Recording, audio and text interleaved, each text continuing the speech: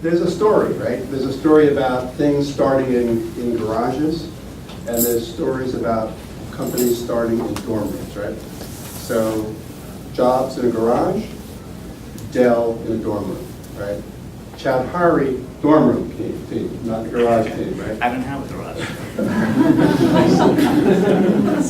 And certainly didn't have one then, No, sure. certainly Right? not. So while a student at the University of Bridgeport, Manish felt that it was a business that needed to be started, right? It grew out of his academic, but also out of his kind of personal sense of what he wanted to do with his life and the company that he felt the world needed. Now, that's not the company that he's running today, although it is still the same legal entity, because companies grow and change as the visionary grows and changes, as you encounter different customer needs, as technology evolves. So it started in the dorm room in the year 2000 at the University of Bridgeport, and it's now a global business with customers all around the world in the primarily online retailers in the e-commerce space. And so it's a remarkable growth, and it is only starting, right? Absolutely. It's now almost 14th anniversary, and it's just starting. And so it's going to be an exciting opportunity to hear from a person who is himself in the young professional range, and yet has now in the 14th year of business, as he has grown dramatically. And I've had the opportunity to hear Manish in a number of settings. And I couldn't be more delighted, therefore, to have the opportunity to largely not speak, but to listen, right, today. That doesn't extend to you. Our goal, and I know Manish's preference, is that you do a lot of the talking. Question, answer, disagreement, opinion, whatever you want, that's what will make it successful. But in order to get us started, we thought, and you graciously agreed, to share a little bit about life, company, career, right, as a way of giving you context, right? So he's like the case study. He's going to present himself, and then we're going to have a conversation. Is that fair, Nick? Well, thank you, Chris. I really appreciate the opportunity. Eric, thanks for setting this up. And congratulations, John, on your promotion. It's a great honor to see such competent, capable, and exciting people around the room wanting to listen to me. I don't feel I've quite earned it yet. And that's a philosophy I share, that we cannot dwell on our past. We have to always, any opportunity that's given to me, I consider that to be a great honor. And this is for you to give up 2 hours of your time. I want to make that worth it, because every time I go to an event like this, I'm sitting in the audience and wondering, what am I going to get out of this event? So what I'd really like to encourage you to do is, let's make this real. Let's not talk about stereotypical stuff that you will, let's get some value out of this event. So feel free to disagree. Let's ask the tough questions. Let's go into the weeds that people don't like to talk about. And Chris, yes, there are many successful stories from dorm rooms and garages, and there are 20 times more stories from the same dorm rooms and garages that never make it. And that's the reality. It's every overnight success took decades.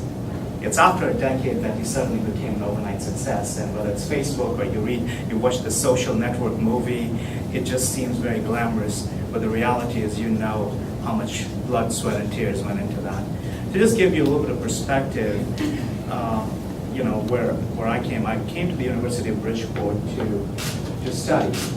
And I was enrolled into a college in India, and my parents, it's very expensive to afford studies in America, so they did not have the resources to fund that study. So they could not send me to America right away. So what I did was, I said, I'm going to enroll into this college that allows what we call dual programs, a twinning program in engineering. 2 years in India, and you transfer all your credits to an affiliated university in America, and you get the degree from America, so you can say, I got the degree from a U.S. university. That was a compromise, and my dad never figured out how he was going to fund the 2 years, I somehow got him to agree that let me just join in, I'll figure the rest out. And I joined in, and I did not know how I was going to come to America. At the end of the first year, I saw a number of my other friends who actually were either green card holders already, or they somehow found a way. So I started applying to universities, and I applied to the University of Bridgeport, and the representative from UB came to Bangalore in the summer to just interview students. And it was a sheer luck that I happened to be there, and it was the Dean of Admissions, and she said, with your marks, why haven't you applied yet? We have this, what we call AEL scholarship, Academic Excellence and Leadership Scholarship. I said, I'm not even planning to go to America for another 15 months, so I never bothered to apply yet. It just was a sheer luck that I was there. And she said, the scholarship committee is reviewing applications, and they're going to stop in 5 days and making their final determination. You have 5 days to rush all your stuff, all your grades, all your papers, all your whatever you've done within 5 days to the admissions committee. I ran out of that office. I had a folder of all my records. Luckily, I was organized, so that helped. And I made copies of that and FedExed it over to UB. This was 1996, summer of 96. Internet was still not quite there yet. We were using this DOS-based system of communication. I was using letters, and I did not know. He sent it, and I continued with my studies. And in about May, I got a letter from UB saying that I was awarded the AEL scholarship. Now, there were so many smarter people than I was in that, the group of students in India, that I got selected. That changed my life. I wasn't supposed to be here a year. I certainly didn't have the funds, and I happened to get full scholarship. That was extremely generous and grateful. I arrived in America. I had full scholarship. It took away a lot of that pressure. I suddenly had the opportunity to do anything I could, because I didn't have to justify to my parents and the money that they were going to spend. As long as I passed and I didn't get in trouble, I'd be okay. So just sometimes you don't know what events can transpire. When I came to UB, I was really interested in getting real-world experience. And my mentality was, I need to get real-world experience in software development. That is what I'd come to study. I said, can anyone give me a really good internship, and I will work for free? People looked at me and they said, are you crazy? I went to the university career services office looking for guidance. And I was put to work, and I was doing that for free. I didn't know any better. I was a recipient of the AEL scholarship, and my friends would, why would you ever do that for free? I said, no, I need the opportunity to make the next big thing. And from there, I got a job at the admissions department. And then from there, I was the first one to get a R&D internship at UPS back then. I didn't have a car. I didn't even have a driver's license because I never drove before. So to go to Danbury for my interview, I had to take a cab from UB, or I walked actually from UB to the train station. From train station, I went to South Norwalk. From South Norwalk, I changed the train, went to Danbury. From Danbury, I took another bus, come to the bus stop next to UPS, and then walked to UPS, and I had my first interview. And I didn't know how I was going to get back because I had not thought that through. Luckily, there were a few other UB alums that were working there. Like, how are you going to go back? I said, I haven't figured that piece out yet. And they were kind enough, so I was the only intern who was actually waiting for 4 hours after my interview, waiting for these guys to finish their job so that they could take me home. And I think something stuck with the manager that was recruiting, and they gave me the opportunity to do my internship at UV. So then in my second year, I was a junior, and I met this guy, a friend of mine from Romania, and he had a similar dilemma. He came to UV and he only had fees for his first semester. So he was desperately trying to figure out a way, what was he going to do next? How was he going to fund his own studies? And as an international student, you're not allowed to work for a period of time. So he said, well, I'm not allowed, and nobody can give me a job, but that doesn't mean I can't work. And this was about 1998, 99, and there was still a market for assembled computers. Dells back then were very expensive, and students wanted something that was quick. So somehow got introduced to him, learned that he would go to the computer fair where all the Chinese vendors used to be, assemble the parts, buy enough to build one computer, bring the parts to the dorm room, build that computer, sell it to someone, make that $50 to $100 profit, and then reinvest. I'm like, hey, I have a job. I can finance this, you know. so we can do this at 10 times the speed, and let's get the volume going, you know, because I wasn't looking to become an entrepreneur, although I come from a family of entrepreneurs, so this came very, very naturally to me. I saw an opportunity. I was like, this is a great guy who has hunger, who has the desire, who wants to do something, and you know, let's try and see what we can make of it. I wasn't a financier. I was in a bank. I had a job that actually allowed me to finance because my room, board, and everything was covered by UV as it is. So it's about seeking. You see an opportunity in front of you, you've got to seize it. And that is what happened there.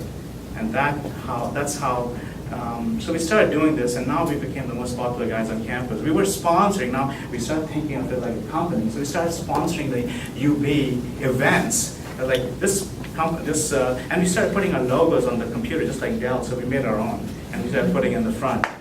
And the word started traveling.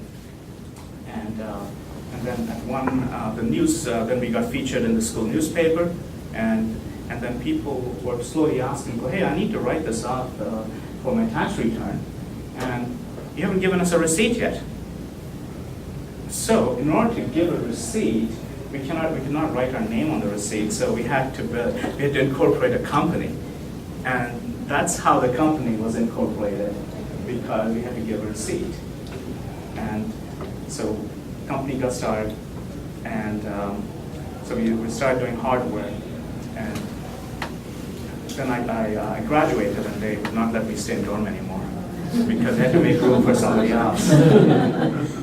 I said, I can be here, you know, I'm right to even pay, because all my people that were helping me, they were all in the UB, so I found the closest apartment we could from the UB campus, and got a place there. And now I was an international student. I had no family here, no money, no resources, no connections, and I never thought why I should not do this. And it's very, very scary. And I'll go into some perhaps lessons learned, but I just want to give you context. And then GoECart was born, or Microtech was born. We started doing consulting.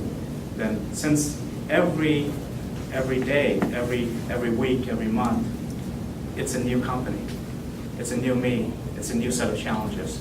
I won't dominate all the time. I just want to give you a little bit of background, and I can kind of maneuver it however you want. Manish, how did you move from the hardware to realizing that you had something powerful to offer in the software, and then how did you zero in on what has become GoECart? Right. I'd like to say that it was my great strategy, or my vision, or the foresight. That's not true. I was too inexperienced. And there's a benefit of being inexperienced and being clueless is you don't think you'll fail, or everything is possible. That's the perennial, the grain of the entrepreneur is optimism, and you will go through all odds and you'll be able to succeed. So what we found was once we got out of college, there wasn't a way to scale this. We could not sell enough of these. We weren't, the branded PCs were becoming more and more affordable, so it was harder. We didn't have the service network. People wanted service after purchase. So all of those, and I was working as a software engineer back then, so it just was very, very hard to scale, deliver. And what we started doing was let's try to, now that I was out, I had to fend for myself. So I had to make some money to support and to also pay some of the people that were working for us. So we started looking at other software projects, and we were balancing the two. And then what happened was we started getting more and more software-related projects, which took our focus away from hardware, which we were very happy to do. And so we started building custom software, custom e-commerce websites, and so it really happened more naturally. And then once we started doing that, and back then I was a big fan of Priceline, and I still am. Priceline was the darling of the .com, with folks like Jay Walker telling us all about the internet business models and how that was going to disrupt everything. So what I wanted to do was, I didn't get into the computer business. It was simply, it happened to be, I said, all right, now what can we do that's going to change the world? And I was came up with this idea on dynamic pricing that very much inspired by Priceline at that time. That the idea was, hey, there's a lot of perishable goods that expire or they completely dissipate in value after a certain period of time. For example, expired milk or unused movie tickets or unused airline tickets. Is there a way? Is there an opportunity for that? And so started working on that, and then came .com and .bomb, and we basically could not get that off the ground, and we had to go back to our consulting, just because now we had office space, we had people, we had, and the choice had to be made. What was I going to do? Was I going to find a full-time job? Or was I going to continue pushing through this? That was a very, very difficult time, because you had to really make a very, very hard decision, and against all odds. You had to make a choice. The economy is really bad. There's no funding available for companies back then, and not too many customers coming in. Your finances you're already drawn into your credit card limits, because we weren't funded. So we had a very, very tough choice to make, and I chose to continue with what I was doing, and I said, let me keep going as far as I can, and if I can't, I'll know. But I could not give up, and luckily, while we were in very deep predicament, we landed our biggest account in consulting, and that one incident completely changed that business, and it basically allowed us to transform from services company then what became GoECart as a product company. So that was another big shift that took place. Would you talk about that for a bit? Then I'm going to invite you to start planning your question. What's the difference between a product company and a service company in your space? It's a great question and often misunderstood. It's a choice. If you're ever going to start a business,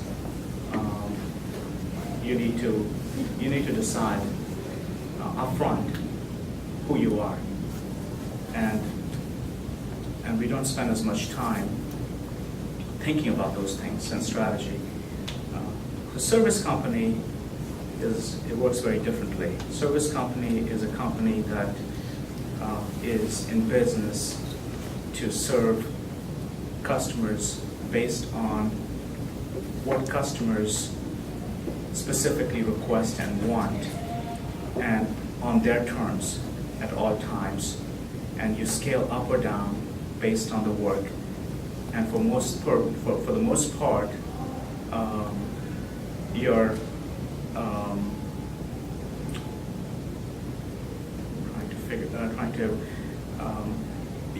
you don't have I'll tell you what product company is. Product company is a company that you build once and you sell multiple times. In service, you build and you sell, you build and you sell. There's not a lot of intellectual property, there's not a lot of reusability, and you don't get as much say in how you're going to deliver your services. Whereas a product company, you decide the product that you're going to build. Ford decides what car they're going to build, and they survey the market, and once they come up with the model, and they try to sell that, and people buy the same model hundreds of thousands of times. Where a service company is basically pretty much asking your customer, hey, what do you want? And I'm going to go out and build it. And then you ask the next customer, what are you going to do and where are you going to build it? And it's driven very differently. In service companies, a customer can today ask you, I need 5 more resources. So you have to go and hire those 5 resources. And then when the project ends, what are you going to do with the 5 additional people that you hired? So managing your talent pool or resources is very, very hard in a service organization, whereas a product company, you're continuing to sell more and more. Excellent. So alerting you, John, that I'm going to ask you about the risk decision on which kind of company you prefer to lend to, right? So we'll give you a moment to think back around that. After all, he maxed out his credit cards, so he needed more money. Well, you ask a banker that question, they're always going to say funeral homes because there's a constant supply. But I would love to hear more about when your back was up against the wall and you had to make that difficult decision. I'd love to hear more about really what was going on. Obviously, you were in financial strain there, but just some more insight as to some of the other pressures that you maybe received from the other colleagues that you were working with, and the product pressures that you were on at that time, and what was really bouncing around in your head. Yeah, I think I encounter that even today. It's different kind of choices, different kind of pressure. So we had a choice. I was very determined to succeed and believe that it could still work, and not just wishful thinking. And that's a very important distinction. There's a time when it's better to surrender the chips. If you ever play blackjack and you've got the worst hand, and the dealer's got a ace and another jack, so you know that you're not going to win. It's better to conserve those chips. And there's no hard feeling, there's no shame in surrendering. And there's also a very popular book by Seth Godin called The Dip. If you ever, that you should read, I would recommend. I think one thing that I disagree, almost all schools of entrepreneurship tell you never give up. Surrendering is not giving up. Surrendering is being smart, making smart choices, and know when you need to change course. And it was a very tough decision for us to, first of all, to even recognize that what's the difference between a service company and a product company, and cutting a source of revenue. So we intentionally transformed our company from being a service to a product company. So service company customers would come and say, hey, can you do this project for me? Can you do that project for me? And then we were trying to use the same engineers to build a product and also service the customer. If I were to accept more work, which would bring more revenue, I could not build the product. So while it was good for revenue, it wasn't good for strategy. And that's a very hard choice that most entrepreneurs have trouble saying no.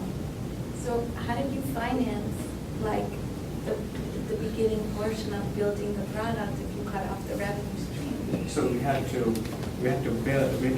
we chose to only take on a few projects, just enough so we could fund this and continue selling this, and to a point where this was a viable option, and then intentionally cut out that revenue stream.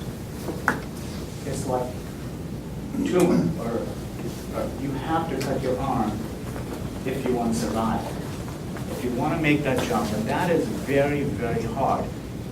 Almost all entrepreneurs somehow have trouble saying no. And that's a very hard decision, especially if you don't have money. And so we balanced that because I believed that the product was going to be successful.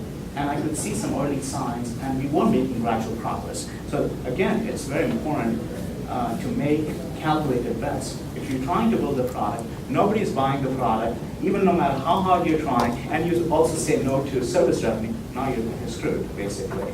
So it is about making those smart choices and saying no. Had we not said no, we would have not built the product, because there's always something, there's always a customer who wants something else, and that journey would have never. So that was a very tough transition that we made organically.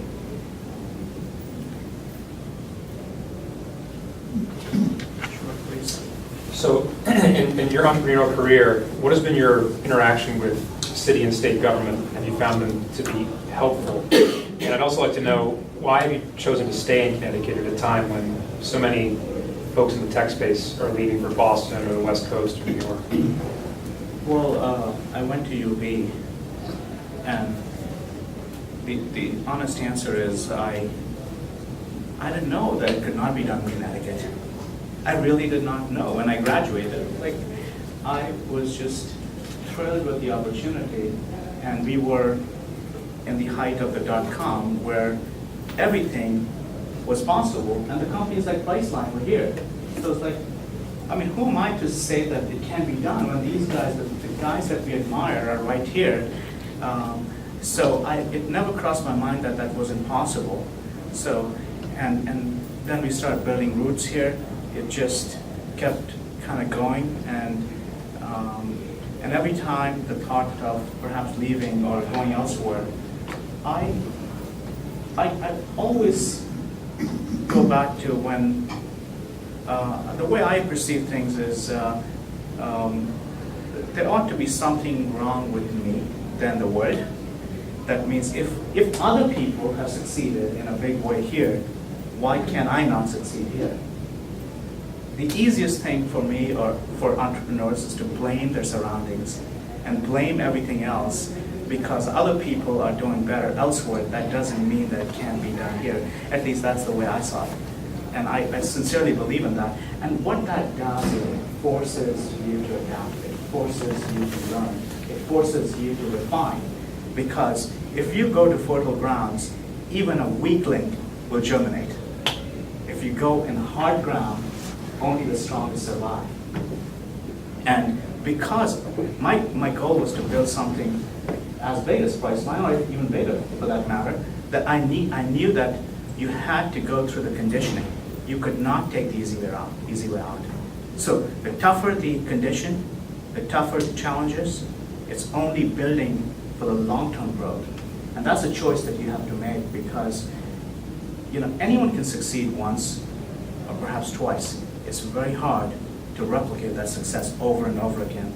That requires true grit, that requires true mental, true skills, true capabilities that you can't fake. So, and going back to your city and state question, I did not know much about city and state programs and so on until very recently. And honestly, CT Next was the first entity that felt like a private organization that was working on behalf of the government. I just, every time I heard about government-related programs, there was so much doubt and pessimism that being an entrepreneur, I'm like, I'm just going to go find my own way. I'm going to just sell it to the customer. That's how I'm going to get the revenue and assistance, because that's the best way to obtain any resources. But CT Next has been absolutely outstanding, at least for GoECart, and that they have really exposed me to what programs and assistance, and we have been actually a kind beneficiary of that, and even the advice and so on. So no, I think, and being close to New York, and New York is now the second largest tech hub in the country after Silicon Valley. So there is talent around here. It's harder to find. It's more expensive, but I think we have some great people in our neighborhoods that. So it's not as bad. It's not as bad as most people make it out to be. Let me just define what CT Next is. It's a government program that is operated by Connecticut Innovations, which is the state's venture capital arm, and it provided, based on a competitive process, funding to individuals and organizations around the state whose mission was to serve entrepreneurs, either startups or, in the case of GoECart, what are called, in the stage jargon, stage 2 companies. That term has a lot of different meanings to a lot of different people, but essentially means it's a going concern. It's a business with employees and products and services. It's not in the pre-business startup. And as part of that, the Business Council was one of the co-founders of that, one of the early groups to participate. It's now coming to the end of its second year, and that's how we actually got to meet and work with Manish, because of our own role, which was to provide a support role. We ourselves are also a private organization, but to partner with the state, trying to change some of the climate that entrepreneurs face. Where did you find your first customers when you were doing consulting? Right. That's a great question. I know it's many years ago. Yeah. A lot of success since then. I remember. I almost vividly remember. So we had no portfolio. We had no past customers. We had no references. Yeah. And I was a kid out of college, or still in college, actually still in college. And so there were these freelance websites, elance.com back then, and people would post projects. And I remember that we bid on a project for a company in New Jersey. And so they were shortlisting people, and then they invited us to come meet with them. Just, they wanted to build something. And when we went there to meet, all other people came there to talk, and we actually more or less had built the entire project, and we were showing that this is what we could do for you. So in the 4 days from the time we bid and the meeting, we went and actually, they said this is something that we found that this could not be done. So we went there and showed them a working prototype of what they'd asked for. And they said, all right, now you can have the job. So that took care of some of these. And that's the thing that with entrepreneurs, that we feel that we have to go the extra mile. There's always excuse. There's always a reason why you can't. You need to overcome that. There's always a way you can win anything. It's about thinking outside the box. If I had said that, you know what, I'm just going to go and say I have a bachelor's degree from this college and I've done this and this is my resume, that, your action speaks for yourself. And we employ that today in our business. And one of my colleagues, Chris Russell, is right at the back. He's a talent acquisition manager. And he and I, we spent a lot of time together, and his primary goal at GoECart is to bring the best and brightest talent to GoECart and help them assimilate. And one word that we use is, show, don't tell. That is really, simple words, show, don't tell. If you have the goods, show it. Don't tell about it. Don't talk about it. Because if you have really something to showcase, we'll be able to see it. And that's what we've done ever since. And that has allowed us to go on that extra mile, has helped win and succeed. But how do you not sacrifice like your focus when you have to adapt? Like, you know how you were talking about adapting before? How do you not sacrifice? You know what I'm saying? Because it's important to be focused. Just clarify. Like when I think what you were trying to say, I'm not sure, but you were saying that to be successful, you have to be really focused on your goal and not give up, right? But at the same time, the circumstances around you are changing, right? And so, like you were saying, you're providing services, but then it was time to go to a product. So what, how did those are two competing, contradictory ways, right? Absolutely. So I'm just, Yeah, so that's another thing that we, at GoECart, we say, decide what you're going to do, and more importantly, decide what you're not going to do.